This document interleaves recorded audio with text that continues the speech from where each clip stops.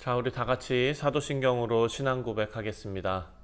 전능하사 천지를 만드신 하나님 아버지를 내가 믿사오며 그 외아들 우리 주 예수 그리스도를 믿사오니 이는 성령으로 잉태하사 동정녀 마리아에게 나시고 본디오 빌라도에게 고난을 받으사 십자가에 못 박혀 죽으시고 장사한 지 사흘 만에 죽은 자 가운데서 다시 살아나시며 하늘에 오르사 전능하신 하나님 우편에 앉아 계시다가 저리로서 사한 자와 죽은 자를 심판하러 오시리라. 성령을 믿사오며 거룩한 공예와 성도가 서로 교통하는 것과 죄를 사하여 주시는 것과 몸이 다시 사는 것과 영원히 사는 것을 믿사옵나이다. 아멘. 찬송가 240장 주가 맡긴 모든 역사 함께 찬송하겠습니다.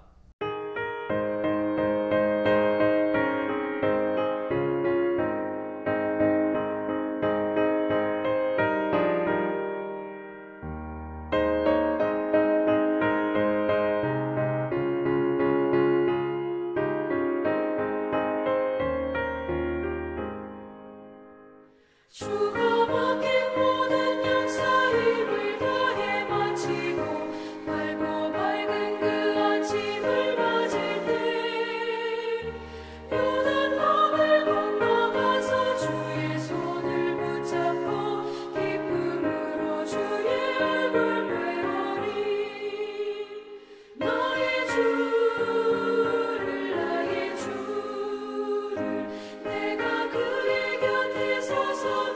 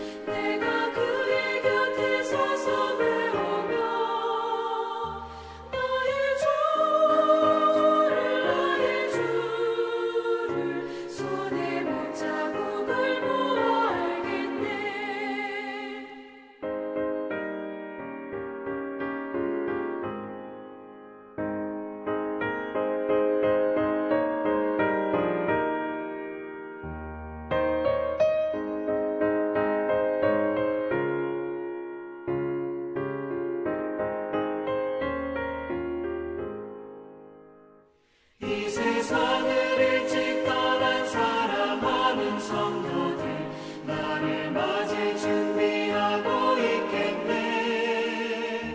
저희들과 한 소리로 찬송 부르기 전에 먼저 사랑하는 주를 배우리. 나의 주를 내가 그의 곁에 서서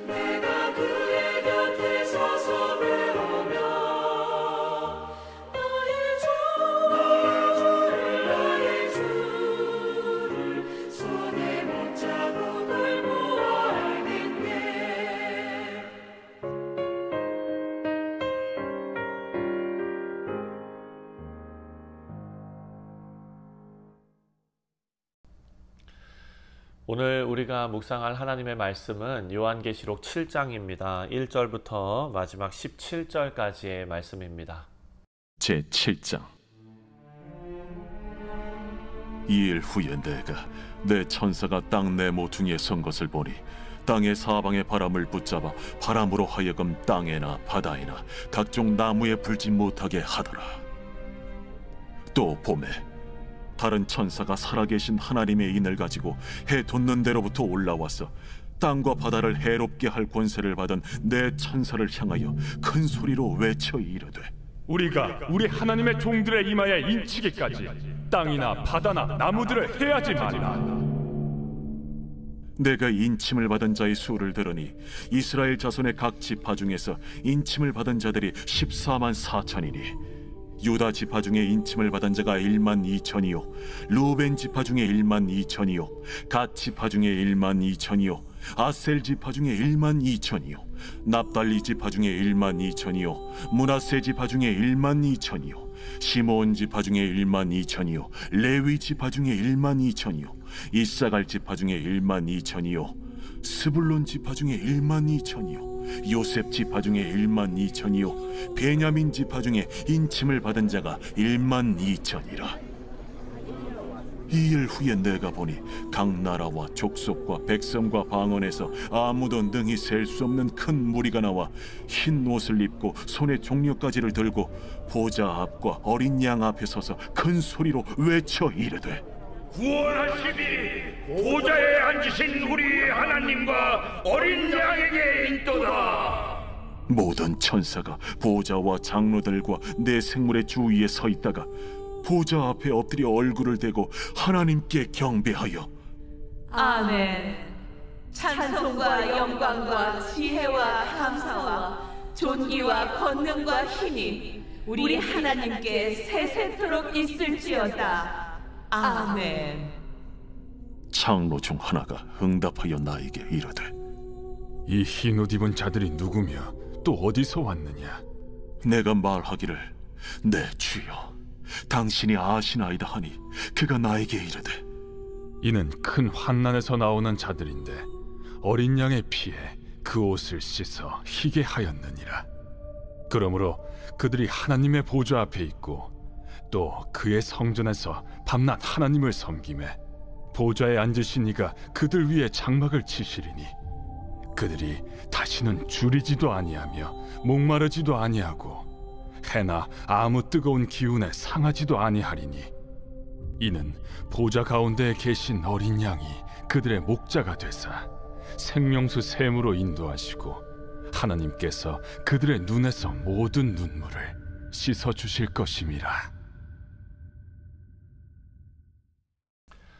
네, 사랑하는 성도님들, 우리가 어제 묵상한 6장 말씀을 보면 무서운 질문을 하나 남겼습니다. 맨 마지막 6장 17절에 그들의 진노의 큰 날이 이르렀으니 누가 능히 서리요 하더라. 자, 이 큰 날에 어린 양의 진노 앞에서 과연 누가 감히 능히 설 수 있겠는가, 이런 말씀입니다. 이 6장 마지막을 우리가 생각하면서 우리에게 두려움에 떨도록 만들고 또 공포를 조장하고 이런 의미로 주신 말씀은 결코 아닐 것입니다. 오늘날 살아가는 우리 성도들, 특히 믿음 때문에 고난당하고 있는 그런 이들도 있습니다. 그런 사람들에게 현실적인 질문이 바로, 하나님, 이렇게 세상이 흔들리는 데서 어떻게 우리가 그날에 온전히 설 수 있겠습니까? 라는 질문 아니겠습니까? 그리고 하나님께서 6장 다음에 7장에 심판이 이어지기 전에 하나님께서 하나님의 백성들을 어떻게 지키시는가를 보여주고 있습니다. 자, 두 개의 환상이 나옵니다. 오늘 본문을 둘로 나누어야 하는데요. 첫 번째는 1절부터 8절까지 나오는 이스라엘의 12지파에서 인침을 받은 14만 4천 명입니다. 이 14만 4천이라는 숫자 때문에 어찌 보면 많은 이단도 나오고 잘못된 가르침도 나오는 경우가 많습니다. 그리고 9절부터 17절에 셀 수 없는 무리, 하늘에서 예배하는 장면이 나옵니다. 자, 이제 조금 더 깊이 들어가서 이 두 장면이 어떤 큰 하나의 진리를 말하는데 그것에 우리는 초점을 맞춰야 하고, 그 진리는 바로 하나님께서는 하나님의 백성을 잊지 않으시고 구별하시고 보호하신다라는 진리입니다. 이제 본문을 조금 더 자세히 살펴보겠습니다. 1절부터 8절까지의 말씀을 보면 하나님께서는 어지러움 속에서도 하나님을 정확하게 알고 계신다라는 것입니다. 그리고 우리를 정확하게 알고 계신다. 자, 요한이 본 첫 번째 장면이 뭡니까? 바로 네 천사가 땅의 사방에서 바람을 붙잡고 있습니다. 그 바람은 무엇입니까? 심판의 상징입니다. 하지만 아직 풀어지지 않았습니다. 하나님께서 말씀하시는데, 자, 이일 후에 내가 네 천사가 땅 네 모퉁이에 선 것을 보니 땅의 사방에 바람을 붙잡아 바람으로 하여금 땅에나 바다에나 각종 나무에 붙들지 못하게 하더라. 자, 그리고 3절 말씀을 보니까 이르되 우리가 우리 하나님의 종들의 이마에 인치기까지 땅이나 바다나 나무들을 해하지 말라 하더라. 자, 인을 친다라고 말합니다. 이것은 어찌 보면 단순한 표시가 아닙니다.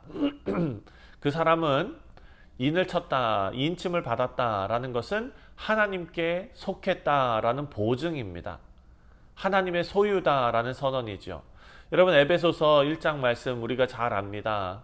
에베소서에 너희도 그 안에 진리의 말씀, 구원의 복음을 듣고 믿어서 약속의 성령으로 인치심을 받았다라고 말하지 않습니까? 여기서 인치심을 받았다라는 것이 바로 우리를 위협하는 세력에 대한 하나님의 보증, 선언, 건드리지 마라, 이 사람은 내 것이다 라는 것입니다. 그렇다면 왜 14만 4천 명입니까? 이스라엘의 12지파에서 각각 12,000명씩을 뽑았습니다. 그래서 14만 4천이라는 숫자가 나오는데, 이것을 그저 문자 그대로 어떤 그 정확한 그냥 14만 4천 명이라고 보는 것이 아니라 이것은 상징적인 완전의 수입니다. 그러니까 12지파, 그리고 12라는 숫자는 또 충만함이라는 의미를 갖고 있고, 또 거기에다가 1000명씩 곱하면은 그 1000명이라는 것은 1000이라는 숫자는 큰 무리, 10도 큰 무리고 100도 큰 무리고 1000도 큰 무리입니다.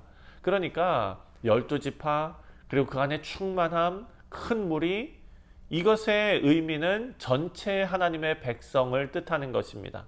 그러니까 하나님의 백성, 구원받은 하나님의 백성이 14만 4천 명이다 라는 것이 아니라 하나님의 구원이 제한적이거나 차별적이거나 이런 것이 아니라 하나님은 하나님의 백성을 정확하게 알고 계신다. 한 명도 빠짐없이, 한 명도 실수 없이 하나님 전체, 하나님께서 구원하신 하나님의 백성을 하나님께서는 알고 계신다라는 것입니다. 사랑하는 성도님들, 우리가 고난 중에서 하나님 정말 저를 기억하고 계십니까? 하고 느낄 때에 오늘 이 본문 말씀 14만 4천은 우리에게 이렇게 말씀하시는 겁니다. 하나님께서는 심판을 멈추고서라도 여러분을 지키시고 계신다. 그리고 개별적으로 목적을 가지고 실수 없이 우리에게 구원을 주신다. 삶의 현실 속에서 우리는 세상에서 밀려나고 잊혀진 존재처럼 여겨질 때가 있습니다. 하지만 오늘 본문 말씀이 하나님께서 우리를 아시고, 그리고 하나님께서는 아직 심판을 시작하지 않으셨고, 왜냐하면 하나님의 백성들을 인치시기 위해서, 내 것이다 라고 선언하시기 위해서입니다. 이것이 하나님의 은혜입니다. 두 번째로 9절부터 14절까지를 보면은 흰옷 입은 셀 수 없는 무리가 나옵니다. 자, 1절부터 8절에는 요한이 인침을 받은 백성들, 하나님께서 시일하신 그런 백성들, 그러니까 심판 직전의 시점에서 그들을 바라본 것입니다. 이제 9절부터는 시점이 변합니다. 이제는 고난을 지나서 하늘에 도착한 하나님의 백성들입니다. 9절 말씀에 이 일 후에 내가 보니 각 나라와 족속과 백성과 방언에서 아무도 능히 셀 수 없는 큰 무리가 나와 흰 옷을 입고 손에 종려 가지를 들고 보좌 앞에 어린 양 앞에 서서. 자, 이들은 14만 4천 명이 의미하는 하나님의 백성들과 다른 집단일까요? 그렇지 않습니다. 동일한 하나님의 백성들입니다. 하나님의 백성을 이제는 지상과 그리고 또 천상에서 심판 전과 그리고 심판 후의 시점에서 보여주고 있는 것입니다. 14만 4천으로 상징되는 하나님의 백성들은 지상의 교회, 그리고 셀 수 없는 무리, 이들은 영광 중에 하나님 앞에 도달한 그런 교회입니다. 그러면 그들은 과연 누구인가? 14절입니다. 내가 말하기를 내 주여 당신이 아시나이다 하니 그가 나에게 이르시되 이는 큰 환난에서 나오는 자들인데 어린 양의 피에 그 옷을 씻어 희게 하였느니라. 아멘. 여기에 두 가지가 눈에 띄죠. 첫 번째, 그러니까 하나님의 영광스러운 자리에 이르게 된 그 자들을 이야기하는 건데, 첫 번째, 큰 환난을 통과한 자들이다. 여러분, 이것은 우리에게 무엇을 말합니까? 믿음의 길은 이 고난을 피하는 길이 아니다라는 것입니다. 하나님 앞에 선 영광스러운 자리에 이른 자들은 외적으로 고난을 당했지만 내적으로는 믿음을 잃지 않았다라는 것입니다. 그리고 두 번째로 어린 양의 피에 그 옷을 씻었다라는 표현이 나옵니다. 복음이죠. 자신의 의나 공로가 아닙니다. 예수 그리스도의 대신 죽으신 그 죽음이 그들을 정결하게 만든 것입니다. 우리 시대는요, 신앙을 어찌 보면 그냥 자기 개발처럼 내가 조금 더 좋은 사람이 되는 것처럼 여기는 경향이 있습니다. 그렇지 않습니다. 착한 삶을 살면, 좋은 삶을 살면 복 받는다. 신앙생활을 열심히 하면 고통을 피할 수 있다. 그런데 여러분, 오늘 본문 말씀, 계시록 말씀을 보면 정반대로 말합니다. 참된 신자는 고난을 통과한 자입니다. 고난 중에서도 믿음을 잃지 않은 자입니다. 그 증거는 그들의 옷이 아니라 그 옷을 씻기신 어린 양의 피이다라는 것을 우리가 알 수 있습니다. 사랑하는 성도님들, 세상과 다른 가치관을 고집할 때 생기는 어려움과 외로움이 우리 가운데 있을 것입니다. 우리가 이 모든 환난을 어찌 보면은 성경이 이야기하고 있는 큰 환난의 일부다라고 생각하면서 오늘도 예수님의 피로 옷을 씻는 그런 자들로서 반드시 하나님 앞에 서게 될 것을 믿으시기 바랍니다. 마지막으로 15절부터 17절까지의 말씀을 보면 하나님의 장막 아래에 있는 자들이 나옵니다. 자, 15절입니다. 그러므로 그들이 하나님의 보좌 앞에 있고 또 그의 성전에서 밤낮 하나님을 섬김에 보좌에 앉으신 이가 그들 위에 장막을 치시리니.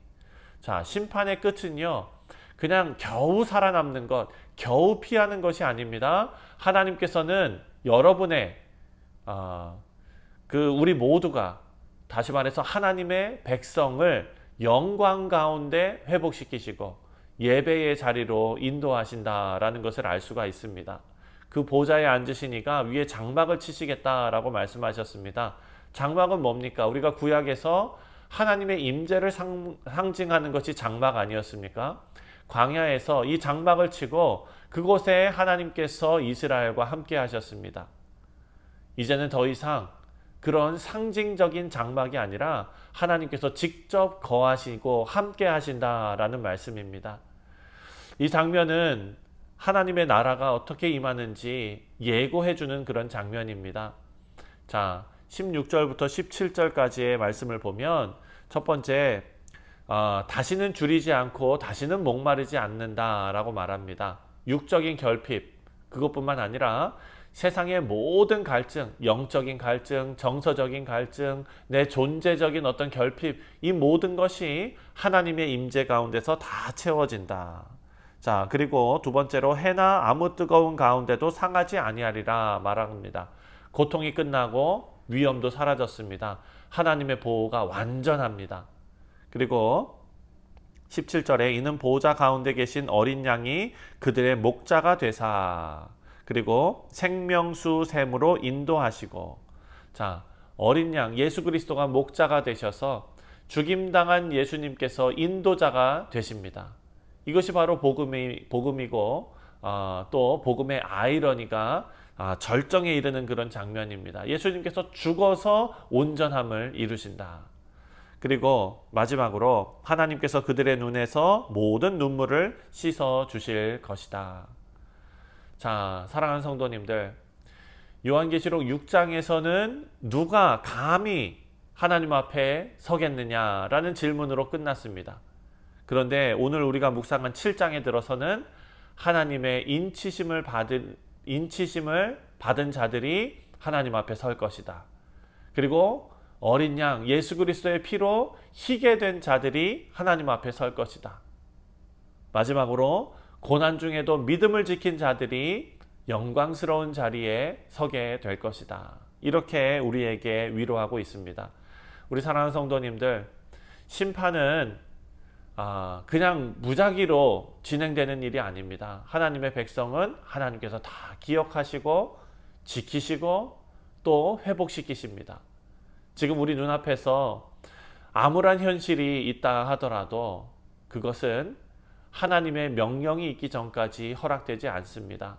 천사들이 바람을 붙들고 있는 것처럼 하나님께서는 우리를 아시고 또 우리의 이마에 하나님께서 너는 내 것이라 인치시고, 그렇기 때문에 오늘도 우리는 믿음을 지키고 고난 속에서도 복음을 선택하며 살아갈 수 있게 된 것입니다.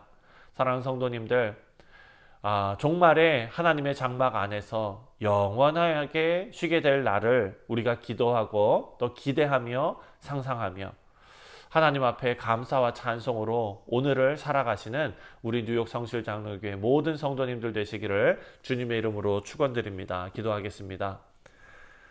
사랑과 은혜가 풍성하신 하나님 아버지, 우리를 기억하시고 택하시고 인치시고 하나님께서 또한 영광스러운 자리에 이르기까지 우리를 친히 이끌고 가심을 믿고 감사를 드립니다.